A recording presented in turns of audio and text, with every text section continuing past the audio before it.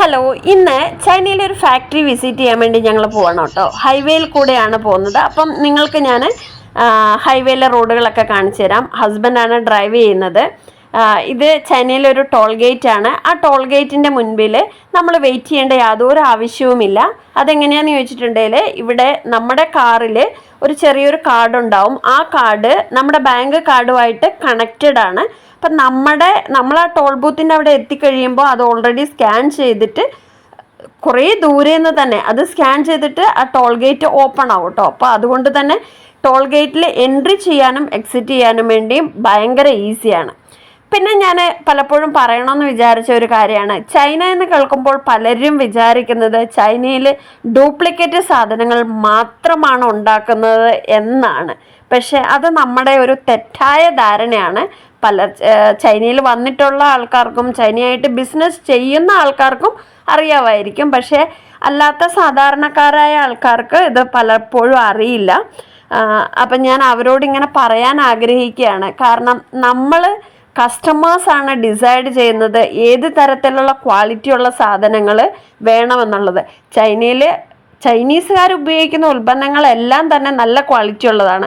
പക്ഷെ ആ ക്വാളിറ്റിയുള്ള സാധനങ്ങൾ അഫോർഡ് ചെയ്യാൻ ചിലപ്പോൾ നമ്മുടെ ഇന്ത്യ മാർക്കറ്റിന് ചിലപ്പോൾ സാധിച്ചെന്ന് വരില്ല.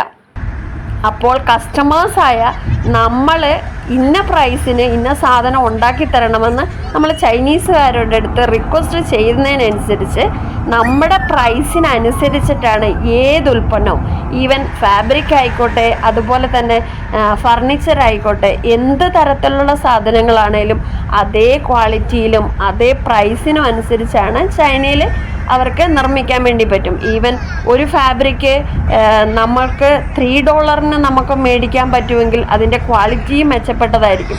അതേപോലെ കാണുന്നതായി ഇത് ഞങ്ങളൊരു പോയ ആ ഫാക്ടറിയിൽ നമ്മൾ ഓൾറെഡി എത്തിക്കഴിഞ്ഞിട്ടുണ്ട്. അപ്പോൾ അവിടെയും ഇതുപോലെ ഒരുപാട് ക്വാളിറ്റിയുള്ള ഫാബ്രിക്കുകളും ക്വാളിറ്റി ഇല്ലാത്ത ഫാബ്രിക്കും ഉണ്ട്. അപ്പം നമ്മൾ കൊടുക്കുന്ന പ്രൈസിനനുസരിച്ചാണ് അവർ ക്വാളിറ്റി ഡിസൈഡ് ചെയ്യുന്നത്. അപ്പം നമ്മൾ ചൈനയിലെ ഫാക്ടറികളിലൊക്കെ ചെല്ലുവാണെങ്കിൽ നമുക്ക് കാണാൻ പറ്റുന്നത്, കാരണം കൂടുതൽ ആൾക്കാർ വർക്ക് ചെയ്യുന്നതിനേക്കാളും മെഷീനിലാണ് കാര്യങ്ങളെല്ലാം ചെയ്യുന്നത്. ടെക്നോളജി അത്രത്തോളം അഡ്വാൻസ്ഡ് ആണ്. ഇതുണ്ടല്ലേ, ഇത് ഒരു ഫാബ്രിക് റോള് ചെയ്തുകൊണ്ടിരിക്കുകയാണ്.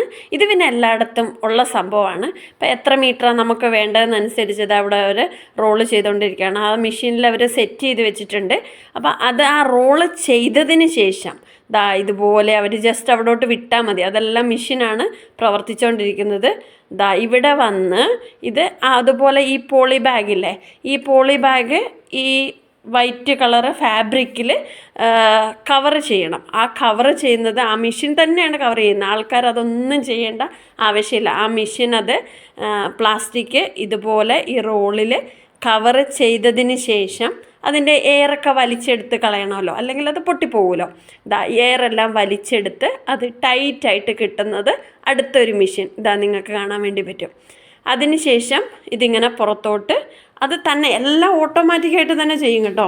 അല്ലാണ്ട് ഒരാൾ അവിടെ നിന്ന് അതിന് ഗൈഡ് ചെയ്ത് കൊടുക്കണ്ടേ, ഒരാൾ ആ ഫാബ്രിക് എടുത്ത് മറ്റിടത്ത് കൊണ്ട് ഇട്ട് കൊടുക്കേണ്ട, അങ്ങനത്തെ യാതൊരു സംഭവങ്ങളും അവിടെ വരുന്നില്ല. എല്ലാം ഈ മെഷീൻ തന്നെ ചെയ്യുന്നു. ശരിക്കും പറഞ്ഞിട്ടുണ്ടെങ്കിൽ ഭയങ്കര ഈസി ആട്ടോ. ഇത്രയും ആൾക്കാരുടെ കഷ്ടപ്പാടുകളും എല്ലാം അത്രയും ആൾക്കാരൊന്നും അവിടെ വേണ്ടല്ലോ. മെഷീൻ തന്നെ എല്ലാം ചെയ്തോളൂല്ലോ. ഓൾമോസ്റ്റ് എല്ലാ ഫാക്ടറിയിലും ഇങ്ങനെ തന്നെയുള്ള കാഴ്ചകളാണ് നമുക്ക് കാണാൻ വേണ്ടി പറ്റുന്നത് കേട്ടോ. ടെക്നോളജി എത്രത്തോളം അഡ്വാൻസ്ഡ് ആണെന്നുള്ളതാണ് ശരിക്കും പറഞ്ഞാൽ നമുക്ക് പറയാതിരിക്കാൻ പറ്റത്തില്ല. അത്രയും അഡ്വാൻസ്ഡ് ആണ്. അപ്പോൾ ഇതിന് ശേഷം ഇവിടെ വരുന്ന ഈ ഫാബ്രിക്കുകൾ ഇതിലൂടെ ഇങ്ങനെ നീങ്ങിപ്പോയിക്കൊണ്ടിരിക്കുകയാണ്. അപ്പോൾ കളർ വൈസ് സെപ്പറേറ്റ് ചെയ്യാനും ഇവിടെ വന്നതിന് ശേഷം ഈ ഫാബ്രിക്കിനെ മേലോട്ടാക്കണം. ഇവിടുന്ന് ഇതൊരു ഉന്തി അതിലൂടെ ഇത് മേലോട്ട് പോയിക്കൊണ്ടിരിക്കുക. മേലോട്ട് പോയിട്ട് ഇവിടുന്ന് കളർ വൈസ് അവർ ഡിവൈഡ് ചെയ്യുക ചെയ്യുക. അതും ഈ മെഷീൻ തന്നെയാണ് ചെയ്യുന്നത്. ഇവിടെ ബ്ലാക്ക് കളറിലുള്ള ഫാബ്രിക്കാണ് റോൾ ചെയ്ത് വെച്ചിരിക്കുന്നത്. അടുത്തതിൽ വൈറ്റാണ്.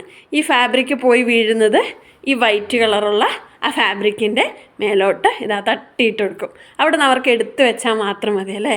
എന്താടി ഇങ്ങനെയുള്ള ചൈനയിലെ കൂടുതൽ വിശേഷങ്ങളായിട്ട് ഞാൻ അടുത്ത വീഡിയോയിൽ വീണ്ടും വരുന്നതായിരിക്കും. Thank you for watching.